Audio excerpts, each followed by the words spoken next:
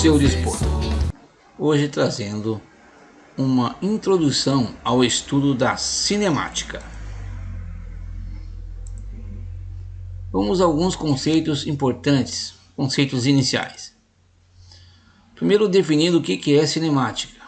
Então, é a parte da física que estuda o movimento dos corpos, sem levar em consideração as suas causas. Ou seja, estuda um corpo já em movimento, sem se preocupar com os fatores que propiciaram este movimento. Ok? Mais adiante, a gente vai ver uma outra parte da física que estuda o movimento, que se preocupa com as causas desse movimento. Mas isso é mais na frente. Sendo assim, é muito importante sabermos conceituar movimento e repouso. Então, vamos ao subtítulo: movimento, repouso e referencial. Movimento e repouso não são conceitos absolutos, ou seja, eles não se definem em si só, pois para defini-los, precisamos sempre relacioná-los a um ponto de referência, que também é chamado de referencial. Assim, de forma relativa, podemos definir que um corpo estará em movimento em relação a um referencial adotado quando a sua distância ou sua posição se alterar com o passar do tempo.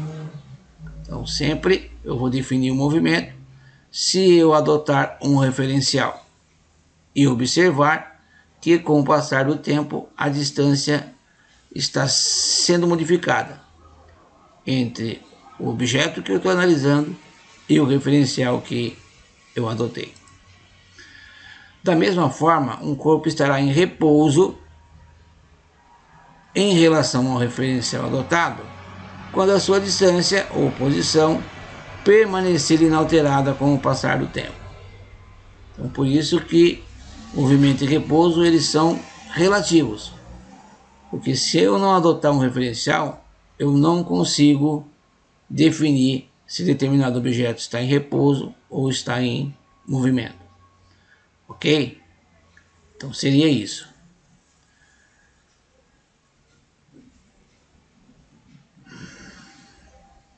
Bom, a posição ou distância de um corpo em relação ao referencial normalmente é representada pela letra S. Esse S vem do inglês space. E o tempo ou instante pela letra T minúscula. Vamos agora definir o que é trajetória. Corresponde à linha imaginária que une todos os pontos ou todas as posições ocupadas por um corpo em movimento. E essa trajetória ela acaba originando o nome do movimento. Assim, se a trajetória for uma reta, o movimento vai se chamar retilíneo. Se for uma curva, movimento curvilíneo, e assim por diante. Se for um círculo, movimento circular. Se for uma parábola, movimento parabólico. Agora a gente tem alguns exemplos aqui de trajetórias. Aqui nós temos uma trajetória retilínea. Tanto essa aqui quanto essa representam uma trajetória parabólica. Aqui temos uma trajetória mista, né, que ela é uma parte reta e a outra circular. E são exemplos, então, das mais variadas trajetórias que um móvel pode assumir durante o movimento.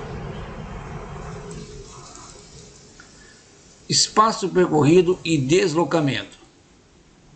O espaço percorrido por um corpo em movimento corresponde à soma de todas as distâncias efetivamente percorridas pelo mesmo durante todo o percurso ou toda a sua trajetória. Então, tudo que realmente for andado, tudo que for percorrido, a gente soma tudo e tem um espaço percorrido.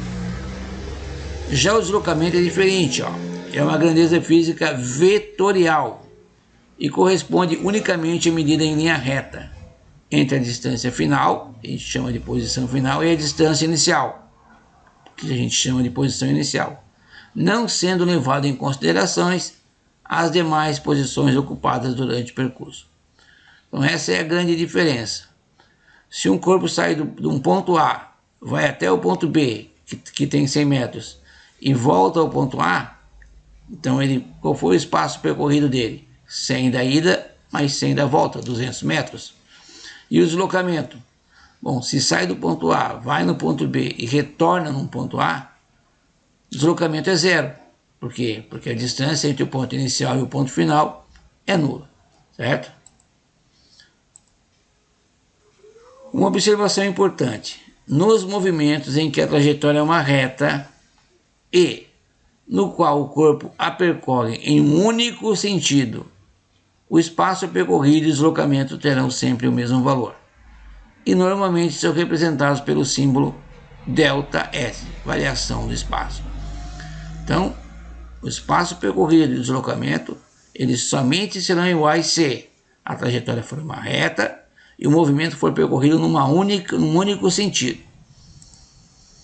Dessa forma, na situação acima citado, o espaço percorrido, ou ΔS, pode ser assim determinado: ΔS igual a SF menos SI.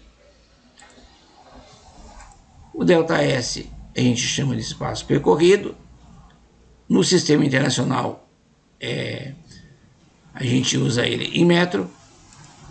SF a gente chama de posição final, corresponde à posição final ocupada pelo corpo no instante que eu considero, certo? Medida em metro. A posição inicial a gente chama de SI, posição inicial, corresponde à posição inicial ocupada pelo móvel no instante também considerado, também medida em metros. Então, se eu souber a posição final do móvel, subtrair da inicial, eu vou ter o espaço percorrido. Intervalo de tempo a gente chama de ΔT. O delta sempre na física vai representar uma subtração, uma variação, um intervalo. Então, o intervalo de tempo corresponde à diferença obtida entre os instantes finais, que a gente chama de TF, e instante inicial, assim considerados. Então, para calcular o ΔT, basta subtrair, né? O instante, ΔT, o intervalo de tempo a gente calcula no sistema internacional em segundos, subtraindo o instante final pelo instante inicial, ambos em segundos, e aí a gente tem então o nosso intervalo de tempo. Vamos a um exemplo de aplicação desse conhecimento. Bom, o movimento de um móvel acontece de acordo com a tabela abaixo. Então aqui nós temos uma tabela onde marca as diversas posições ocupadas pelo móvel na parte superior, nos diversos momentos, nos diversos instantes que ele esteve se movimentando. Então, em relação a essa tabela, a gente vai responder: qual a posição inicial do móvel? Onde que ele estava quando começou o movimento? Em que instante o móvel encontra-se na posição 0? Qual o intervalo de tempo entre os instantes 6 segundos e 14 segundos? Qual o espaço percorrido no intervalo de tempo considerado no item anterior? Então, entre 6 e 14 segundos, qual o espaço percorrido? Vamos resolver. Para encontrarmos a posição inicial do móvel, basta olhar a tabela e verificar o valor da posição quando t é 0. Então, o instante inicial, nesse caso, 0. Olhando a tabela, para t igual a 0, a posição inicial SI dá menos 20 metros.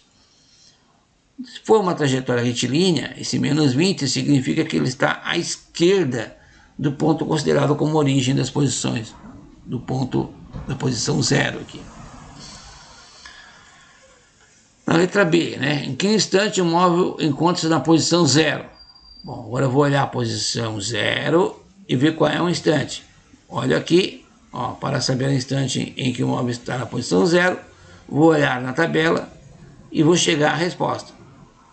Na posição 0, um instante t vale 4 segundos. Letra C. A letra C pergunta ali, né? Qual o intervalo de tempo entre t 6 segundos e t 14 segundos? Então, para chegar a essa resposta, basta eu subtrair, né? O instante final, que é 14, do instante inicial, que é 6. Então, o instante inicial eu estou considerando como sendo 6, o instante final como sendo 14. Subtraindo 2, eu tenho que o intervalo de tempo então considerado ali foi de 8 segundos. A letra D quer saber o espaço percorrido nesse intervalo que eu considerei anteriormente, de 6 até 14.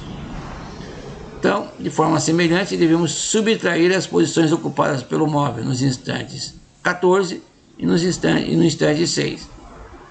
Na tabela a gente vê que quando t é 14, a posição final é 50. Quando t é 6, a posição é 10.